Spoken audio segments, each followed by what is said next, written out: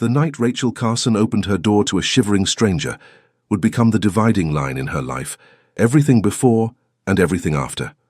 It was nearly midnight in the small coastal town of Millfield, Massachusetts, when the desperate knocking pulled Rachel from her worn couch, where she'd been dozing after a 14-hour shift at the diner. Through the peephole, she saw a woman huddled against the February wind.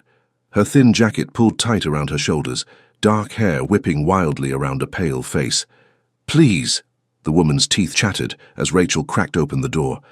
"I'm sorry to bother you, but my car broke down 2 miles back and my phone's dead. It's freezing out here." Rachel hesitated. At 32, she'd learned caution the hard way. Millfield had changed since her childhood. The fishing industry had collapsed. The opioid crisis had taken hold, and many of the quaint shops that once lined Harbor Street had been boarded up. But something in the woman's eyes, a resigned dignity despite her obvious desperation, made Rachel step aside. "Come in," she said. "You can warm up while you call for help." The stranger stumbled into the small living room, bringing with her the scent of the sea and winter air.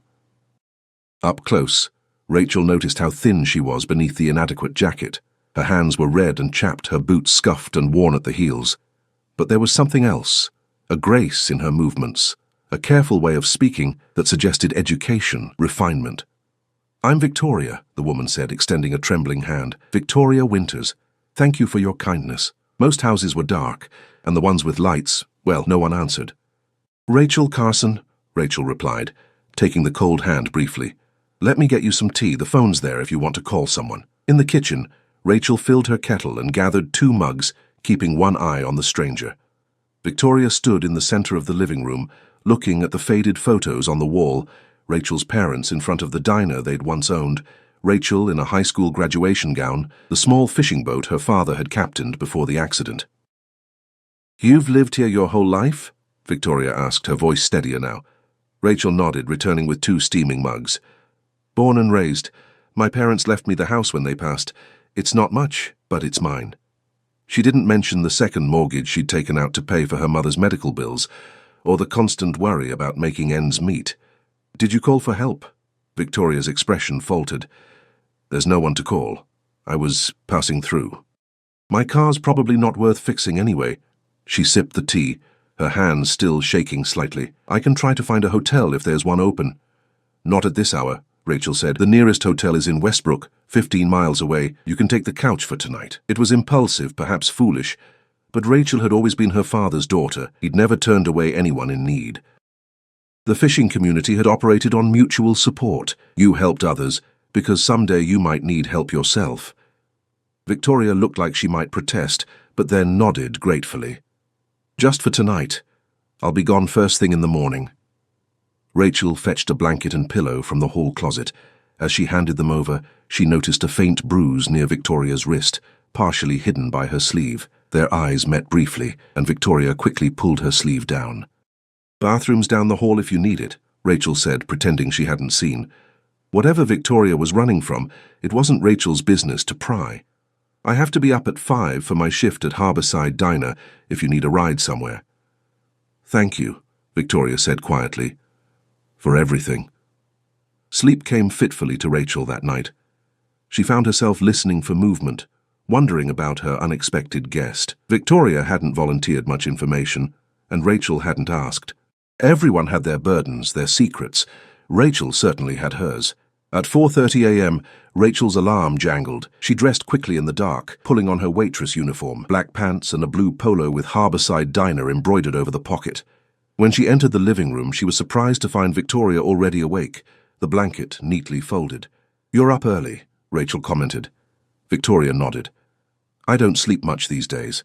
In the pale light of dawn, she looked even more worn than she had the night before. Shadows under her eyes pronounced against her fair skin. "I appreciate the couch. It was the best sleep I've had in weeks." Something in that statement made Rachel's heart twist. "Look," she said impulsively, "I'll be gone all day. You can stay here if you need to figure things out. There's food in the fridge." Victoria's eyes widened. "I couldn't impose." "It's not an imposition," Rachel insisted, grabbing her coat. "Just lock up if you go out. I'll be back around 7. Before Victoria could protest further, Rachel was out the door, the cold morning air filling her lungs. As she walked the 6 blocks to the diner, she wondered if she'd made a mistake. Victoria seemed harmless, but Rachel barely knew her. Still, there wasn't much to steal in the small house, and Rachel had the sense that Victoria needed kindness more than anything else. The diner was already bustling when Rachel arrived. Mike, the cook, was firing up the grill, and Doris, the other waitress, was setting out silverware. The smell of coffee and bacon filled the air. "You look like you barely slept," Doris commented as Rachel tied on her apron. "Had an unexpected visitor?" Rachel replied vaguely. "No big deal." The morning rush kept her too busy for further conversation. Fishermen coming in after early catches, commuters grabbing coffee before the drive to Portland, the regular crowd of retirees who occupied the corner booth every morning. Rachel moved efficiently between tables, taking orders, delivering plates, refilling coffee cups, a dance she'd perfected over the years. It was just after the lunch rush when the bell above the door chimed and a man entered who immediately seemed out of place in the modest diner. Tall and broad-shouldered, he wore a tailored charcoal overcoat that looked like it cost more than Rachel made in 2 months. His dark hair was neatly trimmed, his jawline sharp, his eyes a startling blue, scanning the diner with intensity. "Table for one?" Rachel asked, grabbing a menu. "Actually," the man said, his voice deep and measured, "I was hoping for some information." He reached into his coat pocket and pulled out a photograph. "I'm looking for this woman. Her name is Victoria Winters. I have reason to believe she might have passed through here." Rachel's heart skipped. The photograph showed Victoria looking healthier, her hair styled elegantly, wearing a black cocktail dress at what appeared to be a charity event. The man in the photo was asking about was unmistakably her house guest. "I haven't seen her," Rachel lied smoothly, years of dealing with difficult customers making her expression unreadable. "What's your interest?" A flicker of something, disappointment, suspicion, crossed the man's face. "My name is Jackson Reed. Victoria is important to me. She disappeared 3 days ago, and I've been trying to find her." Rachel recognized the name immediately. Jackson Reed was the founder of Reed Innovations, a tech company that had made headlines for revolutionary advances in renewable energy. His face occasionally appeared on business magazines that customers left behind at the diner. What would a billionaire tech mogul want with Victoria? "If she comes in, who should I say is looking for her?" Rachel asked, maintaining her composure. "Just tell her Jack is worried about her," he said, slipping a business card across the counter. "Please call me if you see her, it's urgent." After he left, Rachel stared at the business card in her hand. The embossed letters confirmed what she already knew. Jackson Reed, CEO, Reed Innovations. She tucked it into her apron pocket, a strange unease settling over her. Victoria was clearly running from something or someone, even if that someone was one of the richest men in America. The rest of her shift dragged. Rachel found herself watching the door, half expecting Jackson Reed to return. By closing time, her nerves were frayed. She declined Mike's offer of a ride and walked home quickly, wondering if Victoria would still be there and what secrets she might be hiding. Rachel paused at her own front door, key in hand, uncertain what she might find inside. The living room lights glowed softly through the curtains. Taking a deep breath, she unlocked the door and stepped in to find Victoria seated at the small kitchen table, hands wrapped around a mug of tea. The house smelled of garlic and herbs. "I hope you don't mind," Victoria said, gesturing to a pot on the stove. "I made pasta sauce. It seemed like the least I could do." Rachel set her bag down, noticing the kitchen was cleaner than she'd left it. The counters gleamed. Dishes were washed and stacked neatly in the drying rack. "You didn't have to do that. I wanted to." Victoria smiled, a genuine expression that transformed her tired face. "Cooking helps me think, and you've been so kind." Rachel hung up her coat, deliberating how to broach the subject of Jackson Reed's visit. "Someone came looking for you today," she said finally, watching Victoria carefully. The transformation was immediate. Victoria's shoulders tensed, her knuckles whitening around the mug. "Who?" she whispered. "He said his name was Jackson Reed." Rachel pulled the business card from her pocket and placed it on the table. "He seemed concerned." Victoria stared at the card as if it might bite her. "What did you tell him?" "That I hadn't seen you." Rachel sat down across from her guest.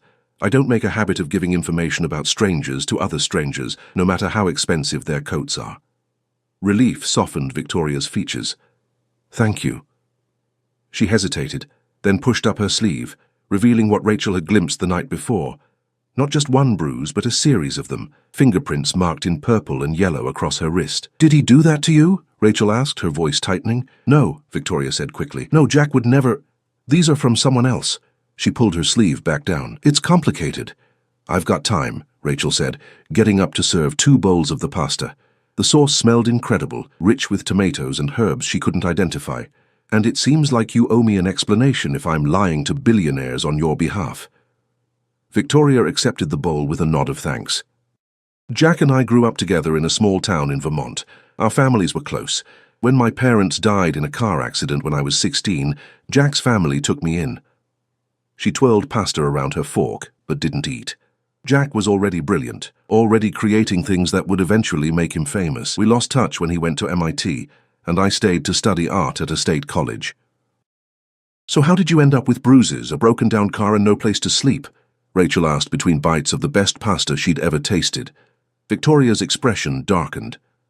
3 years ago, Jack reached out. His company was taking off, and he needed someone to manage his charitable foundation. Since I had experience working for non-profits, he offered me the position. She finally took a small bite of food. We reconnected. It was wonderful, working together. He trusted me. Rachel waited while Victoria gathered herself, sensing the difficult part of the story approaching.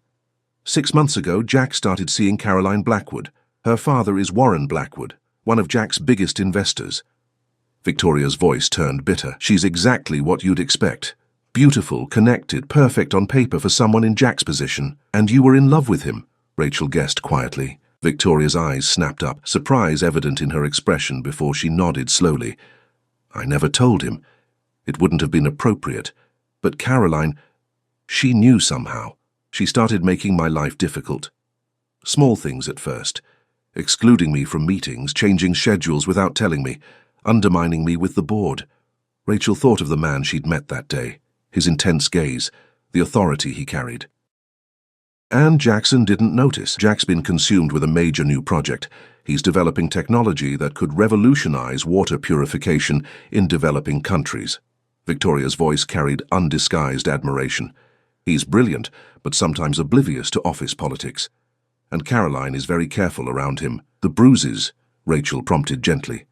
Victoria pushed her bowl away, appetite gone. 3 days ago, I discovered discrepancies in the foundation accounts. Large sums of money being diverted to offshore accounts. When I dug deeper, I found Caroline's signature on the transfers, alongside forged copies of mine. Her voice trembled. I confronted her privately, thinking there must be some explanation. She didn't take it well. Rachel thought of her own small-town struggles, the mortgage payments, the long shifts for minimal tips, the lingering grief over her parents. Yet Victoria's problems seemed to occupy another world entirely. Corporate intrigue, embezzlement, a love triangle with one of America's wealthiest men. She grabbed me, Victoria continued, said if I breathed a word to Jack, she would tell him I was the one stealing from the foundation, that she had evidence against me. She made it clear no one would believe me over her. A bitter laugh escaped her. The bruises were just to emphasize her point. So you ran, Rachel stated. It wasn't a question. Victoria nodded.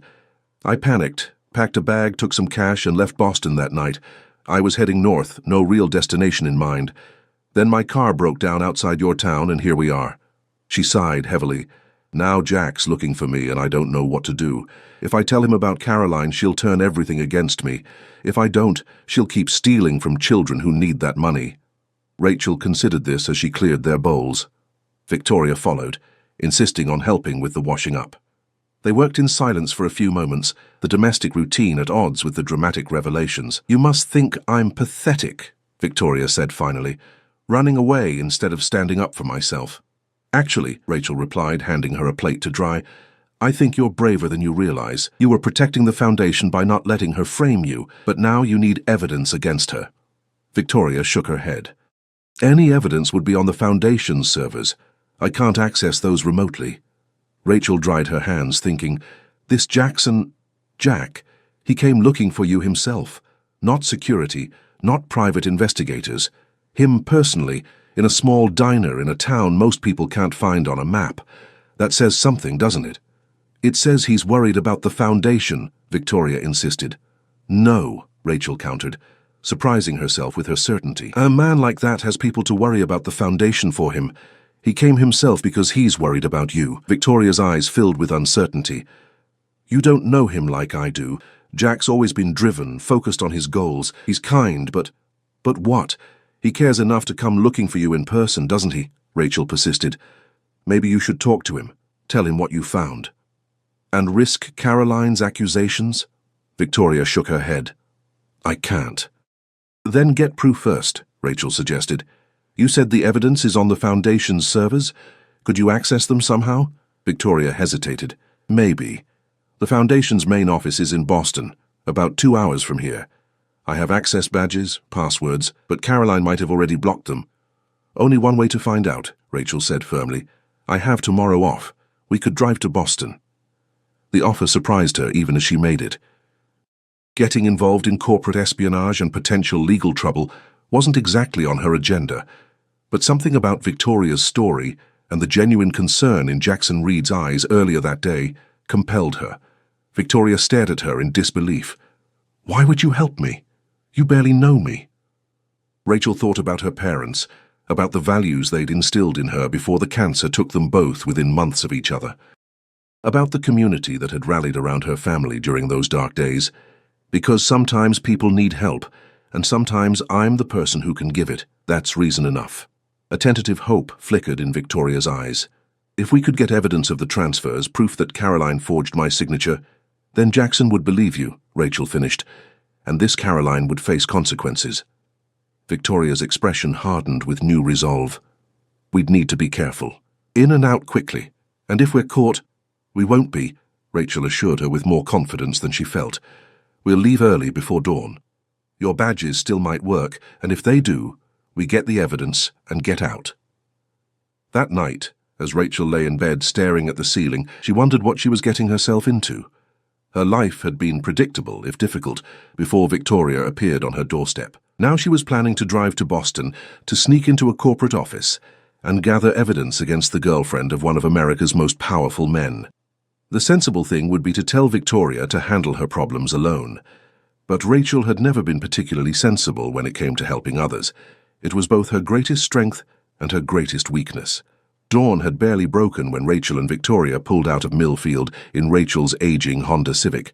The heater sputtered weakly against the February chill as they headed south toward Boston. Victoria sat rigid in the passenger seat, her fingers nervously tapping against a small notebook where she'd written down the locations of the files they needed. Run me through the plan again, Rachel said, eyes fixed on the road ahead. Victoria exhaled slowly.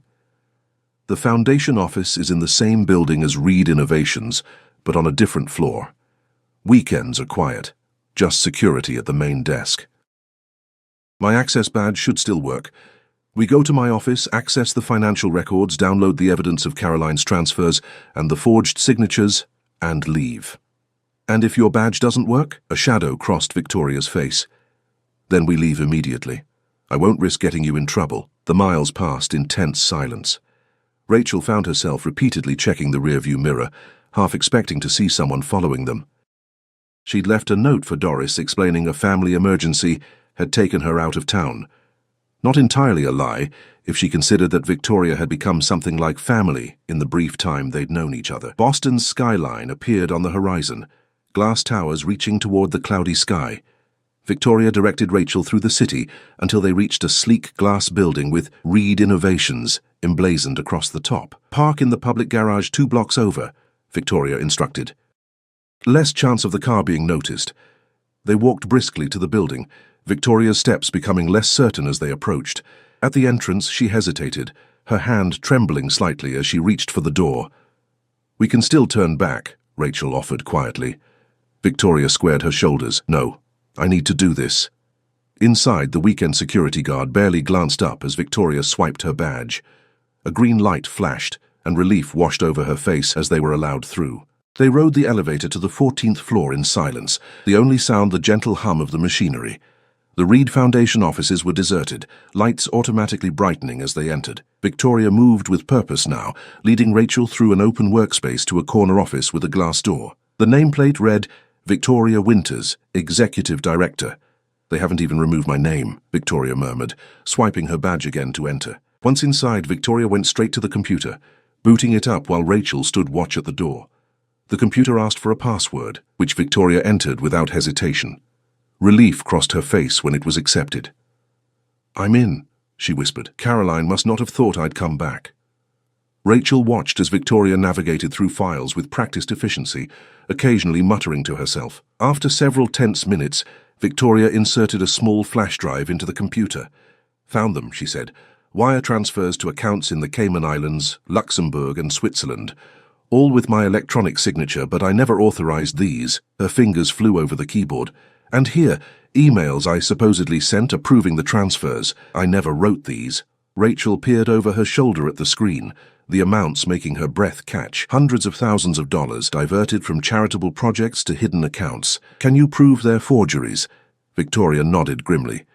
"The metadata shows these emails were created and sent from Caroline's computer, not mine. And look at this." She pointed to a series of transactions. "These were made when I was presenting at a conference in Chicago. There are dozens of witnesses who saw me there." As Victoria continued downloading evidence, Rachel wandered to the window. From this height, Boston stretched out before her, the morning sun now fully risen, gleaming off buildings and the harbor beyond. It was a world away from her small coastal town, a reminder of how far she'd come from her normal life in just 24 hours. A movement in the reflection caught her attention, a figure passing by the main office entrance. Rachel spun around. "Someone's coming." Victoria's head snapped up, panic flashing across her face. She quickly ejected the flash drive and shut down the computer. "We need to go, now." They slipped out the back door of Victoria's office, just as the main office door opened. Through the glass wall, Rachel caught a glimpse of a tall, blonde woman in an expensive-looking coat, accompanied by a man in a security uniform. Caroline Blackwood. Victoria froze, her face draining of color. Rachel pulled her behind a filing cabinet as Caroline's voice drifted through the office. "I just need to retrieve some documents from Victoria's office. It won't take long." Victoria's grip on Rachel's arm tightened painfully. They were trapped, with Caroline standing between them and the only exit. The security guard remained by the main door while Caroline moved toward Victoria's office. "There's a service stairwell," Victoria whispered, barely audible. This way, they crept along the wall, staying low, making their way toward a narrow door at the far end of the office. Rachel's heart hammered so loudly, she was certain it would give them away. Just as they reached the stairwell door, a sharp voice rang out, "Stop right there!" Rachel turned to see Caroline standing in the doorway of Victoria's office, her expression a mixture of shock and fury. The security guard was already moving toward them. "Run!" Rachel hissed, pushing the stairwell door open. They raced down the stairs, footsteps echoing in the confined space, the shouts of the security guard following them. 3 floors down, Victoria stumbled, nearly falling headlong down the remaining steps.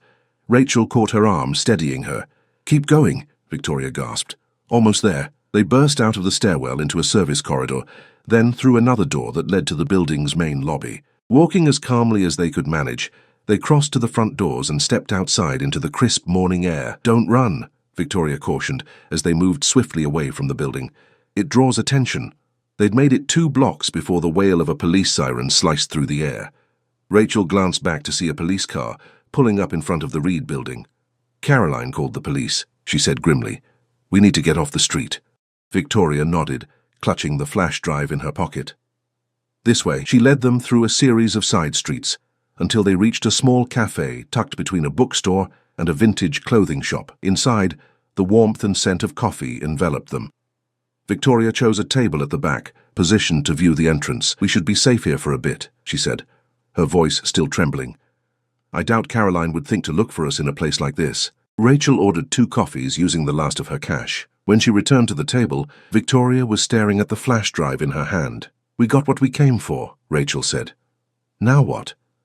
Victoria's expression was troubled. "I need to get this to Jack, but Caroline will have told him her version by now, that I broke into the office, that I'm the one stealing from the foundation." "Then we need to find him first," Rachel insisted, "before she can turn him completely against you." Victoria shook her head. "It's not that simple. Jack will be at the penthouse in Back Bay, heavily secured, especially on weekends. We can't just walk in." A new voice interrupted them. "No, you can't." They both looked up, startled. Standing beside their table was Jackson Reed himself, his expression unreadable. Behind him stood a man who was clearly security, broad-shouldered and watchful. Rachel instinctively moved to shield Victoria, but Jackson raised a hand in a placating gesture. "I'm not here to cause trouble," he said, his voice lower than Rachel remembered from the diner. "I just want to talk." He glanced at his security guard. "Wait outside, Mark." After the guard reluctantly departed, Jackson slid into the empty chair at their table. Up close, he looked tired, with shadows under his piercing blue eyes and tension in the set of his jaw. "How did you find us?" Victoria asked, her voice barely above a whisper. "Your badge activity triggered an alert," Jackson replied, "and I've had people watching the train stations and bus terminals since you disappeared." His gaze shifted to Rachel. "When I saw the security footage of you both leaving the building, I recognized you from the diner. It wasn't hard to guess you'd try to find somewhere nearby to regroup." Victoria's hand closed around the flash drive. "Jack, I can explain. You don't need to," he said, surprising both women. "I know about Caroline's embezzlement." The statement hung in the air between them. Victoria stared at him in disbelief. "You know," she finally managed. Jackson nodded grimly. "I discovered it 3 days ago, the same day you disappeared. I've been trying to find you ever since, not just because of the foundation, but because I was worried Caroline had done something to you." His eyes darkened. "When I confronted her, she claimed you were behind it all, that you'd threatened her, and then run. But the evidence didn't add up." "Then why is she still working for you?" Rachel demanded. "Why are the police after us and not her?" "They're not after you," Jackson said, "and Caroline isn't working for me anymore. What you saw at the office was her collecting her things under supervision. The police were called because security didn't recognize you, Rachel, and thought you might be helping Victoria steal more files." He turned back to Victoria, his expression softening. "Why did you run, Vic? Why didn't you come to me?" The nickname seemed to break something in Victoria. Tears welled in her eyes as she pushed up her sleeve, revealing the bruises that had begun to fade but were still clearly visible. "She said you'd never believe me," Victoria whispered, "that she had evidence against me, that your investors would side with her father." Jackson's face darkened as he gently took her wrist, examining the bruises. "She did this to you?" Victoria nodded, unable to speak. "I've already filed charges against Caroline for the embezzlement," Jackson said, his voice tight with controlled anger. "But this changes things."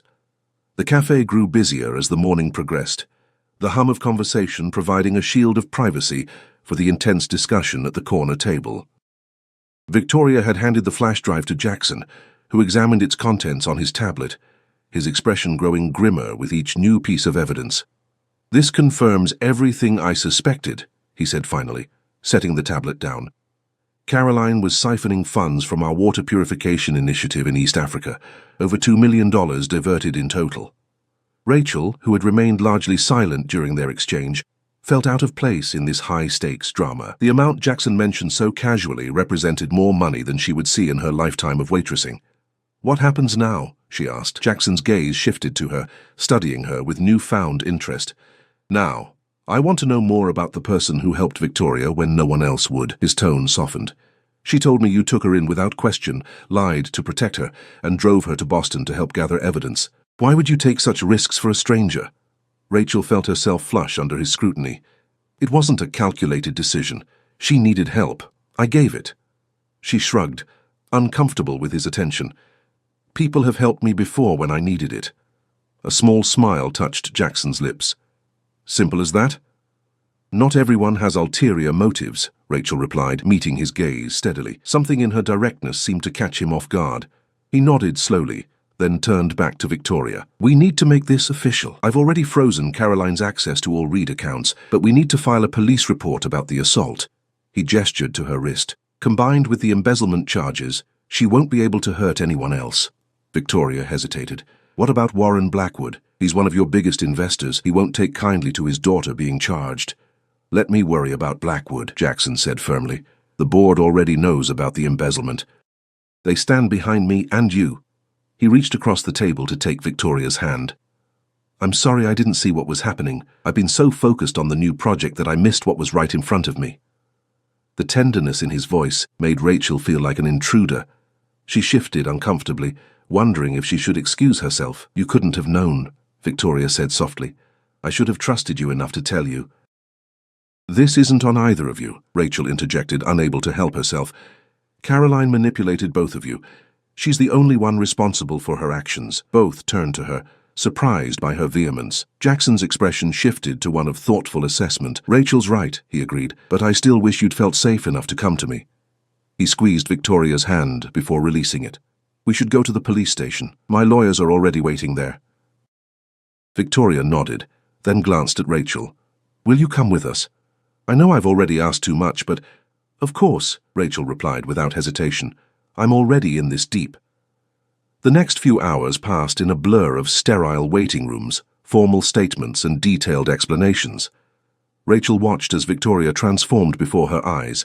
The frightened woman who had appeared on her doorstep now spoke with calm authority, presenting evidence and answering questions with precision. Jackson remained by her side throughout, his presence both protective and respectful. By late afternoon, they'd completed the formal charges against Caroline Blackwood: embezzlement, assault, and creating fraudulent documents. The detective handling the case assured them that with the evidence provided, including Victoria's bruises and the financial records, Caroline would likely face significant jail time. As they emerged from the police station, exhaustion finally catching up with them, Jackson turned to both women. "You must be hungry. Let me take you to dinner." They ended up in a small Italian restaurant tucked away on a side street. Not the upscale establishment Rachel had expected a billionaire to choose, but a warm, family-owned place with checkered tablecloths and candles in wine bottles. The owner greeted Jackson by name, leading them to a secluded corner table. "I've been coming here since my college days," Jackson explained, noting Rachel's surprise. "Best gnocchi in Boston, and they've never treated me differently, even after—" He gestured vaguely, encompassing his success. Over plates of pasta and glasses of wine, the conversation gradually shifted from Caroline's crimes to more personal matters. Rachel learned that Jackson had grown up in a middle-class household, his father a high school science teacher, his mother a nurse. His tech empire had begun in his college dorm room, with an idea for more efficient solar panels. "The money was never the goal," he said, twirling pasta around his fork. "I wanted to create solutions to real problems: clean energy, water purification. These things can change lives." Rachel found herself warming to him despite her initial skepticism of wealthy entrepreneurs. There was a genuine passion in the way he spoke about his work, a sincerity that couldn't be faked. "What about you, Rachel?" he asked, turning those intense blue eyes on her. "Victoria mentioned you've lived in Millfield your whole life." Rachel nodded, suddenly self-conscious about her small-town existence. "My parents owned the diner where I work. After they passed, I couldn't bring myself to sell it, even though the new owner keeps threatening to close it down." She sipped her wine, wondering why she was sharing this with him. "It's struggling, like most businesses in Millfield. The fishing industry collapsed and nothing replaced it." "What would save it?" Jackson asked, leaning forward slightly. The question caught Rachel off guard. "Save the diner?" "Save Millfield," he clarified. Rachel considered this. No one had ever asked her opinion on saving her dying hometown. "Honestly? Investment. The harbor needs renovation. The old cannery sits empty. It could be repurposed for something sustainable. The people are hard-working, but there's no opportunity anymore." Victoria, who had been quietly listening, exchanged a glance with Jackson. Something unspoken passed between them. "What?" Rachel asked, catching the look. "Nothing," Jackson replied, but a slight smile played at his lips. "Just thinking." After dinner, Jackson insisted on driving them back to Millfield himself. Victoria sat in the front of his luxury SUV, while Rachel stared out the window from the back seat, watching Boston's lights recede behind them. The events of the past 2 days felt increasingly surreal as they headed back to her small coastal town. They reached Millfield just after nightfall, the streets quiet and largely deserted. Jackson pulled up in front of Rachel's small house, the modest structure looking even more humble next to his vehicle. "Thank you," he said, turning to face her as she gathered her things. "For everything you did for Victoria. Not many people would have helped a stranger the way you did." Rachel shrugged, uncomfortable with his gratitude. "Anyone would have done the same." "No," Victoria said firmly. "They wouldn't have. I knocked on 6 doors before yours." They said their goodbyes, Victoria embracing Rachel tightly and promising to stay in touch. As they drove away, Rachel felt an unexpected emptiness. She had done the right thing, helped Victoria find justice, but now she was returning to her same struggling life: the mortgage payments, the diner shifts, the quiet house. Monday morning arrived with a steady rain that matched Rachel's mood. She walked to work with her collar turned up against the drizzle, mentally preparing herself for another long shift. The diner was unusually busy when she arrived. Mike was frantically working the grill, and Doris looked harried as she balanced plates on both arms. "Thank God you're here," Doris said when she spotted Rachel. "We're swamped. There's a whole group of suits in the back booth, something about a business meeting." Rachel tied on her apron and grabbed her notepad, making her way toward the back of the diner. She stopped short when she recognized the man at the center of the group, Jackson Reed, dressed in a casual sweater rather than his tailored suit, but unmistakable nonetheless. He looked up and smiled when he saw her. Rachel. Just the person we wanted to see. Confused, Rachel glanced at the others at the table, men and women in business attire with tablets and laptops open before them. What's going on? I'd like you to meet my development team, Jackson said. We're here to discuss the potential renovation of Millfield Harbor and the repurposing of the old cannery site as a Reed Innovations research facility focusing on sustainable fishing technologies. Rachel stared at him, certain she'd misheard. You're... What? Jackson's smile widened. After our conversation last night, I made some calls. Millfield's location is perfect for what we need, and the available workforce with fishing experience would be invaluable for our research. But... Rachel struggled to process what she was hearing. This is because of what I said at dinner? Partly, he admitted, but also because I owe you. Without you, Victoria might never have returned, and Caroline would have continued stealing from children who desperately need that clean water. He gestured to an empty chair beside him. Join us? We could use a local perspective, and I have a feeling you have insights worth hearing. As Rachel sat down, still dazed, the bell above the diner door chimed. Victoria entered, shaking raindrops from her coat. She smiled when she saw Rachel coming over to join them. I told Jack he was moving too quickly, she said, sliding into the seat beside Rachel. But once he gets an idea in his head, there's no stopping him. The Reed Foundation is also interested in establishing a community center here, Jackson continued. Victoria will be overseeing that project. She speaks very highly of you and thinks you might be interested in helping to run it. Rachel looked between them, tears unexpectedly stinging her eyes. Why are you doing this? Jackson's expression softened. Because you showed me something I'd forgotten. That sometimes the simplest acts of kindness can change everything. He glanced at Victoria, something warm in his gaze, and because Millfield gave me back someone very important to me. Outside, the rain had stopped, and sunlight was breaking through the clouds. Through the diner window, Rachel could see the harbor, imagining it transformed, revitalized, full of purpose again. Her small town given a second chance, and perhaps as Victoria smiled at her with genuine friendship, and Jackson looked at her with newfound respect, Rachel realized she was being given a second chance too. The future suddenly stretched before her, filled with possibilities she had never dared to imagine, all because she had opened her door to a freezing woman on a winter night.